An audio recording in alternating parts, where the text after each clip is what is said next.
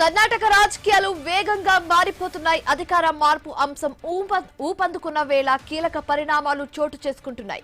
CM Siddaramaiah governor appointment కోరారు. రేపు మధ్యాహ్నం 3 గంటలకు అపాయింట్మెంట్ ఇవ్వాలని విజ్ఞప్తి చేశారు. రేపు ఉదయం మంత్రులకు సిద్ధరామయ్య బ్రేక్ఫాస్ట్ మీటింగ్ ఏర్పాటు చేశారు.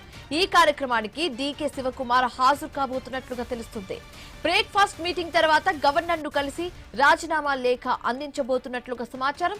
సిద్ధరామయ్య రాజీనామా తర్వాత సీఎల్పీ సమావేశం ఏర్పాటు చేసి డీకేను శాసనసభాపక్ష నేతగా కాంగ్రెస్ ఎమ్మెల్యేలు ఎన్నుకోబోతున్నారు. అనంతరం కర్ణాటక పీసీసీ చీఫ్ పదవికి డీకే శివకుమార్ రాజీనామా చేసి సీఎంగా ప్రమాణ స్వీకారానికి డేట్స్ ను ఫిక్స్ చేసే అవకాశం ఉంది.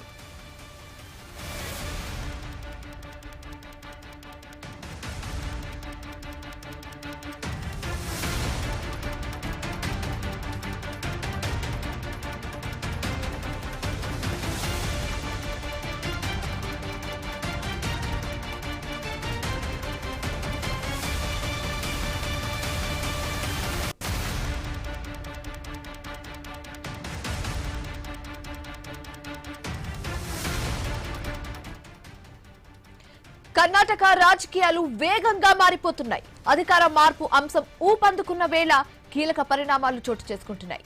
సీఎం సిద్ధరామయ్య గవర్నర్ అపాయింట్మెంట్ కోరినట్లుగా తెలుస్తుంది. రేపు మధ్యాహ్నం సరిగ్గా 3 గంటలకు అపాయింట్మెంట్ ఇవ్వాలని విజ్ఞప్తి చేశారు.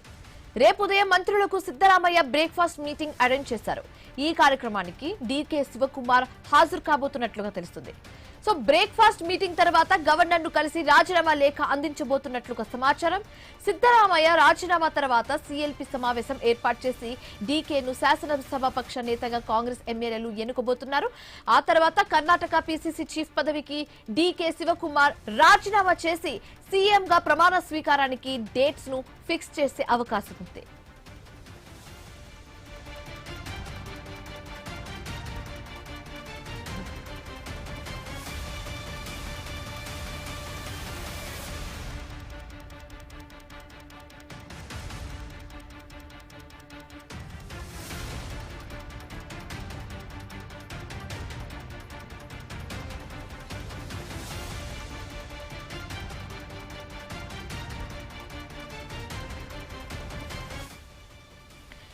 కర్ణాటక రాజకీయాలు వేగంగా మారిపోతున్నాయి.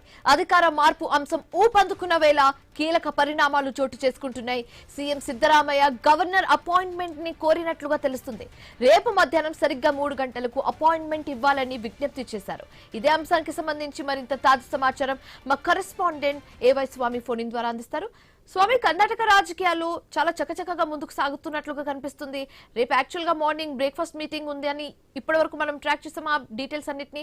కానీ ఇప్పుడు అందుతున్న సమాచారం ఏంటంటే రేపు సిద్ధరామయ్య గవర్నర్ అపాయింట్మెంట్ కోరినట్లుగా తెలుస్తుంది. సో ఏంటి, దీన్ని ఎలా చూడొచ్చు అంటారు? పూర్తి డీటెయిల్స్ ఏంటి?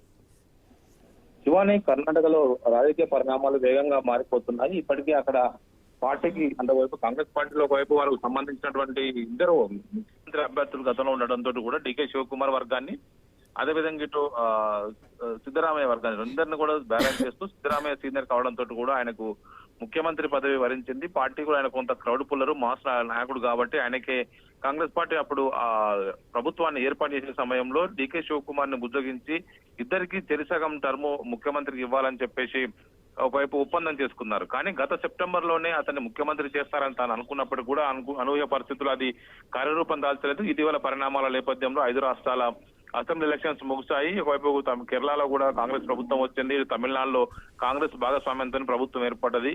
దేశంలో ఇప్పుడు 3 రాష్ట్రాల్లో హిమాచల్ ప్రదేశ్, తెలంగాణ, కర్ణాటకలో పూర్తి స్థాయి కాంగ్రెస్ ప్రభుత్వం ఉన్నది. కేరళలో ఇటు లెఫ్ట్ డెమోక్రటిక్ ఓడిపోవడంతో కూడా యూడీఎఫ్ ఆధ్వర్యంలో అక్కడ కాంగ్రెస్ ప్రభుత్వాన్ని ఏర్పాటు చేసింది. కేరళలో సంబంధించి గవర్నమెంట్ ఏర్పాటైంది కాబట్టి ఆ తర్వాత తమిళనాడులో టీవీకే పార్టీ విజయంతో కలిసి ప్రభుత్వంలో భాగస్వామ్యం పంచుకుంటున్నారు. ఇలాంటి పరిణామాల నేపథ్యంలో డీకే శివకుమార్ సమస్యను వైపు పరిష్కారం చేయడం కోసం పార్టీ అధిష్టాన పెద్దలు ఇటు ఏఐసీసీ అధ్యక్షులు కర్ణాటకకి చెందినటువంటి మల్లికార్జున ఖర్గే, అదేవిధంగా ఇటు రాహుల్ గాంధీ, సోనియా గాంధీ, ప్రియాంక గాంధీ ఈ మొత్తం ఇష్యూ పైన పూర్తి స్థాయిలో వైపు పరిష్కారం కోసం దృష్టి సారించి పార్టీ అధిష్టానానికి అత్యంత విధేయుడైనటువంటి డీకే శివకుమార్ ని సీఎం చేయడం కోసం మొగ్గు చూపినట్టుగా తెలుస్తుంది. ఇందుకోసం సిద్ధరామయ్యను ఒప్పించడం కోసం వాళ్ళంతా కూడా త్వరలో ఏఐసీసీ అధ్యక్షుడు మల్లికార్జున ఖర్గే రాజ్యసభ సభ్యత్వం పూర్తవుతుంది. ఆయన వయసు దృష్ట్యా ఆయన మళ్ళొకసారి తీసుకోవడానికి ఇష్టపడడం లేదు కాబట్టి ఆ ప్లేస్ లో డీకే శివకుమార్ ని ముఖ్యమంత్రి చేసి సిద్ధరామయ్యను రాజ్యసభకు పంపించి దేశవ్యాప్తంగా ఓబీసీ సెంటిమెంట్ ని ఓబీసీ రాజకీయాల్ని మరింతగా ముందుకు తీసుకెళ్లడంలో భాగంగా కాంగ్రెస్ పార్టీ అధిష్టానం ఈ చర్యకు వైపు ఎత్తుగడకు ముందుకెళ్తున్నట్టు తెలుస్తుంది. కానీ సిద్ధరామయ్య ఇటు పార్లమెంట్ కు రాజ్యసభకు తీసుకొని వెళ్ళడం కంటే కూడా తన కుమారుడు యతీంద్ర సిద్ధరామయ్యను డిప్యూటీ సీఎం చేయాలని చెప్పేసి కోరినట్టుగా తెలుస్తుంది. రేపు ఉదయమే